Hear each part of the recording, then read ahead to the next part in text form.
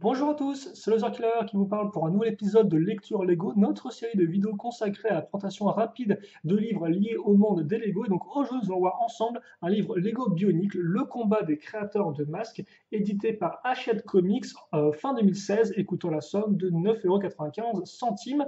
Un livre qui n'en est pas vraiment un, vu qu'il s'agit effectivement d'une bande dessinée d'une soixantaine de pages, avec effectivement quelques petites pages en plus informatives, mais ça on le verra ensemble. Et donc, de quoi parle cette bande dessinée? Eh bien, tout d'abord, je pense qu'il est important de rappeler un peu l'histoire des Bionicle Génération 2, donc effectivement, cette espèce de reboot apparu en 2015. Souvenez-vous, ça prenait place sur l'île d'Okoto, donc où vivaient différents villageois, dont certains appelés protecteurs, qui avaient, entre guillemets, des pouvoirs un peu qui avaient les responsabilités de gardiens auprès des autres habitants. Et donc, justement, ces protecteurs qui croyait dur comme fer en la prophétie, une prophétie annonçant l'arrivée de 6 comètes, chacun contenant ce qu'on appelle un Toa, voilà, et donc chacun des Toa qui aiderait à éliminer le mal de l'île. En effet, l'île était infestée d'araignées squelettes qui pouvaient voler le masque des différents protecteurs, des différents habitants, voilà, de l'île de Koto. Et donc, les Toa arrivent comme prévu, ils s'allient aux protecteurs afin d'aller chercher leur masque doré afin d'avoir plus de pouvoir. Une fois que c'est fait, les Toa se réunissent ensemble et vont dans la cité des créateurs de masques, histoire d'aller réveiller Ekimu. Donc Ekimu qui est le créateur de masques de l'univers, oui, le créateur de masques de l'île le plus connu, mais qui justement a été entre guillemets endormi. Et donc, pour ce faire, ils devront affronter les terribles guerriers squelettes qui ont envahi la cité des créateurs de masques, hein, qui depuis, bien sûr, a été laissée à l'abandon. Depuis quoi, vous allez me demander? Eh bien, depuis le terrible cataclysme qui a changé un peu la forme de l'île. Voilà. Et donc, justement, cette bande dessinée va nous raconter ce qui s'est passé avant l'arrivée des Toa, comment le cataclysme était déclenché, ce qui s'est passé, qui a créé les masques dorés et ce genre de choses en fait. Donc c'est véritablement un flashback. Et donc de ce fait, le fait qu'on commence par vous montrer les Toa sortant en 2016 est un peu, entre guillemets, inutile dans le sens où les Toa, vous ne les verrez pas de la bande dessinée, et quand vous les verrez, ils apparaîtront en version 2015. Donc là, vous avez plus à faire une sorte au final de présentation des jouets un peu dissimulée qu'autre chose, même si là encore, la description des personnages devrait en intéresser certains, je pense. Mais bon, là n'est pas effectivement l'intérêt principal de la bande dessinée qui commence justement à ce niveau-là. Et donc, comme vous pouvez le voir, comme je vous disais, les toits qui seront mis en avant, ce seront les toits dans leur version 2015, hein, donc sous leur forme 2015, voilà. Et donc après, très rapidement, on va arriver à un flashback, voilà, il y a quelques millénaires de cela, où justement nous avons affaire à une cérémonie qui met en avant les protecteurs, donc bien sûr une protecteur de génération précédente, hein, pas celle qu'on connaît sortie en modèle en 2015, j'espère ne pas trop vous embrouiller, c'est pas non plus spécialement important, et donc suivant ça, Ekimu, donc le forgeron des masques, fait appel aux protecteurs, il leur donne rendez-vous, il leur offre des masques plus puissants. Là, on apprend que les masques, pour être aussi un peu plus puissants, sont forgés à l'aide des cristaux provenant des créatures élémentaires. Ces mêmes créatures élémentaires sortent en 2016, et donc cela permet de faire le lien justement entre les différents éléments de l'univers bionique. Et c'est avant tout à ça, j'ai envie de dire, que sert un peu le livre, faire des liens et nous raconter des événements du passé dont on avait juste entendu parler de façon assez évasive dans le présent. Puis, justement, après, ils vont voir Bakuta. Bakuta qui montre qu'il a créé un masque en unissant plusieurs pouvoirs élémentaires, ce qui est interdit. Et donc, on voit les dangers que cela représente à travers quelques pages. Et puis après, donc, Ekimu, les protecteurs. Ekimu part mettre le masque du temps. Il se rend compte de ce qu'il va se passer dans le futur. Donc, on peut voir quelques visions des comètes qui descendent, des masques dorés, j'en passe, et des meilleurs. Et donc, de ce fait, il décide de mettre en place un plan. De son côté, lui va faire des masques pour préparer l'arrivée des toits, donc en créant justement les masques dorés. Et pendant ce temps, les protecteurs iront chercher les cristaux des différents créatures élémentaires afin de les donner à Ekimu pour qu'il puisse finir de forger ces masques dorés de pouvoir. Entre-temps, Ekimu et Makuta sont appelés à présider une exposition. Makuta en profite pour dévoiler son espèce de masque de la création ultime. Alors, je n'ai plus le terme exact, mais c'est un masque, c'est voilà, le masque des pouvoirs ultimes. Excusez-moi pour ce petit côté un peu confus. Il le met, forcément tout se passe mal. Et puis ensuite, eh bien, voilà, Ekimu décide d'aller se battre contre son frère. Et quand il le fait, cela déclenche le cataclysme qui, eh bien, détruit tout le climat de l'île. Voilà. Et donc après, Ekimu est endormi, il raconte la prophétie, les protecteurs l'amènent dans sa tombe qui sera ensuite ouverte des millénaires plus tard par les Toa, une fois arrivé. Et donc l'histoire s'arrête ici.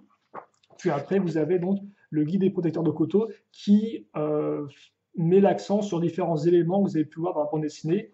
Le premier étant une carte de Koto, comme vous pouvez le voir, ce qui est d'ailleurs particulièrement intéressante parce que tous les endroits seront bien annotés. Donc, par exemple, où est le village du protecteur de la glace, où est le temple de la créature de la glace, où est le temple du temps, où est les ruines de la cité des masques. Donc, vraiment, effectivement, tous ces éléments, ça par contre, c'est vraiment intéressant. Et après, donc, différents éléments qui sont précisés. Là encore, une carte de la cité des créateurs des masques. Voilà, les anciens protecteurs. Donc, ils sont tous nommés d'ailleurs. Hein, voilà.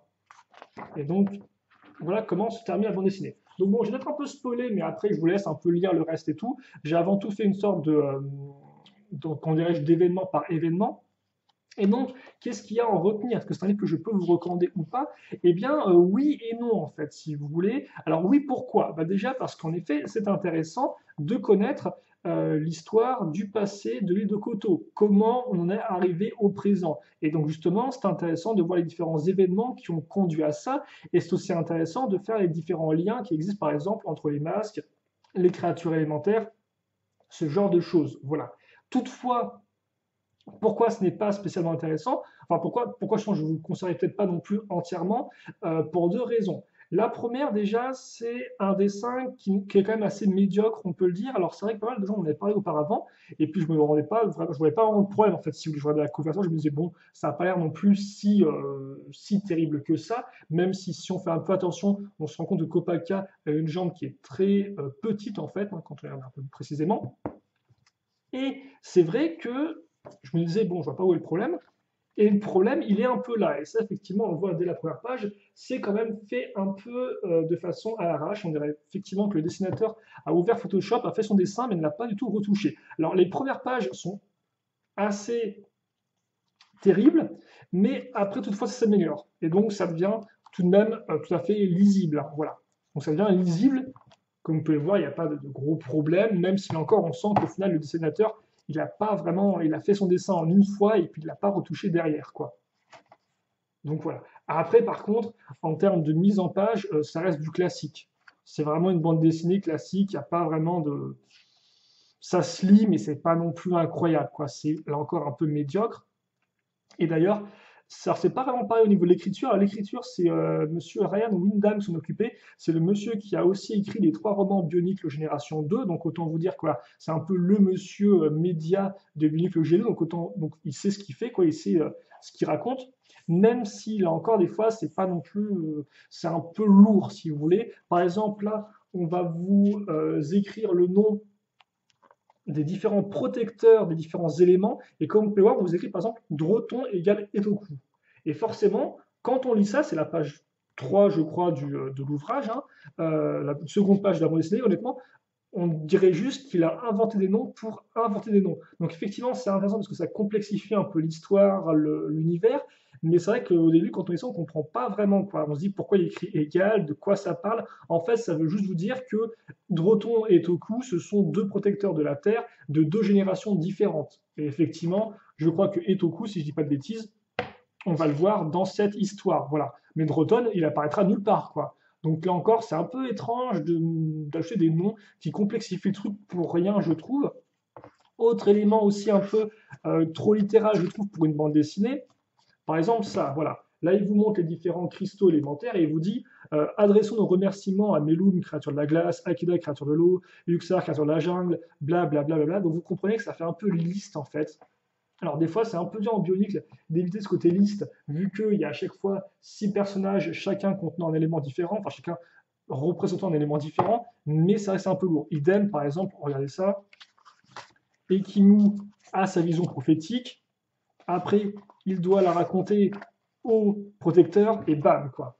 Vous avez une sorte de gros pavé de texte qui vous raconte toute la prophétie. Donc là encore, ce genre de truc, quand même, c'est pas pour une bande dessinée, tu t'attends à ce que ce soit un peu mieux fait, quoi. Voilà, donc c'est un peu des fois, c'est un peu trop littéral, je trouve. Voilà, par exemple, encore, bonne grosse liste, hein.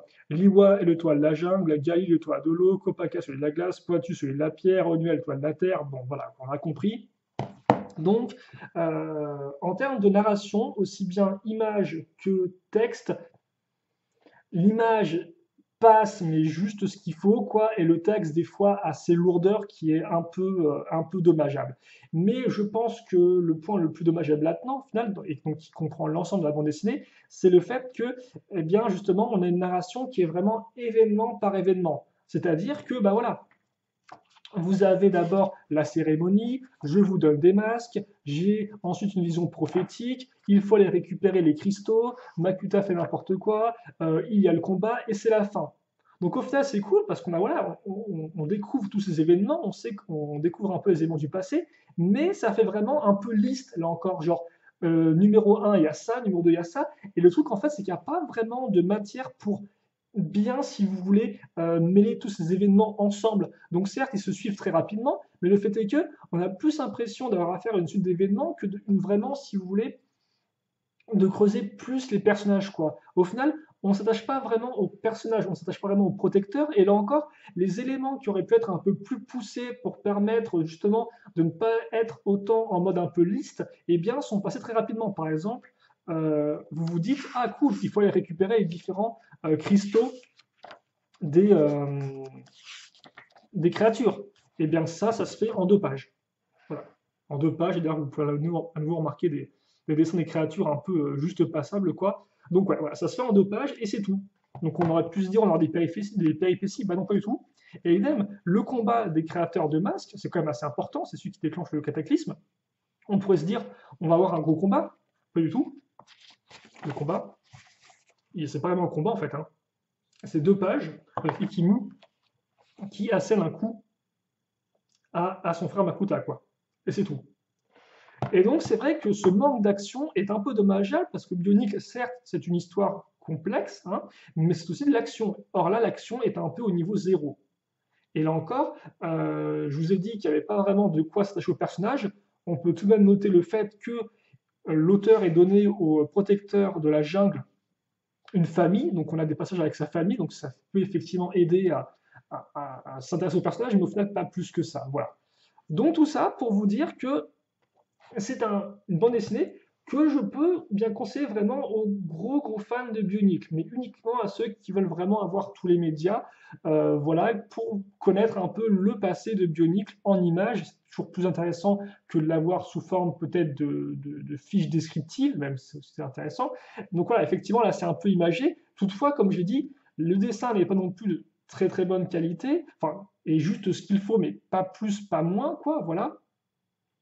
Et l'histoire, au final, fait plus une sorte, se fait plus sous forme de vraiment liste de péripéties que vraiment d'action qui permet de vraiment, entre guillemets, de s'approprier les personnages, quoi, voilà. Et donc, ça fait que cette bande dessinée unique est un peu décevante pour moi de ce point de vue-là, même si toutefois je peux reconnaître ses qualités de creuser un peu plus l'histoire, voilà. Mais hélas, hormis ça, ça reste un peu trop rapide. Et pourtant, comme je dis, bon, il n'y a pas 60 pages. 60 pages, c'est plus le total de pages du livre. Il y a plus d'une cinquantaine de pages, donc on pourrait se dire que c'est quand même un bon petit nombre. Mais hélas, je pense que ça ne suffit pas pour vraiment creuser plus les personnages. Donc c'est vraiment avant tout une sorte de récit des événements qui ont mené au présent de Bionicle Génération 2. Voilà.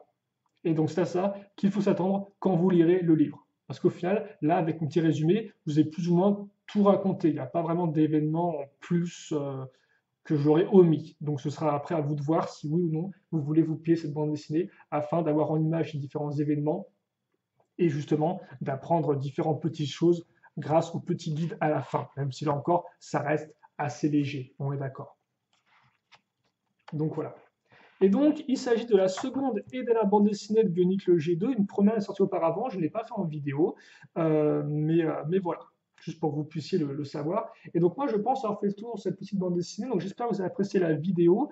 Et puis, si vous avez des questions, des commentaires, n'hésitez pas à les poser. J'y répondrai avec grand plaisir, comme d'habitude. Et puis, évidemment, on se retrouve très prochainement pour de nouveaux épisodes de lecture Lego ou pour de nouvelles vidéos en général. Voilà. Allez, salut à tous et à la prochaine. Salut, salut.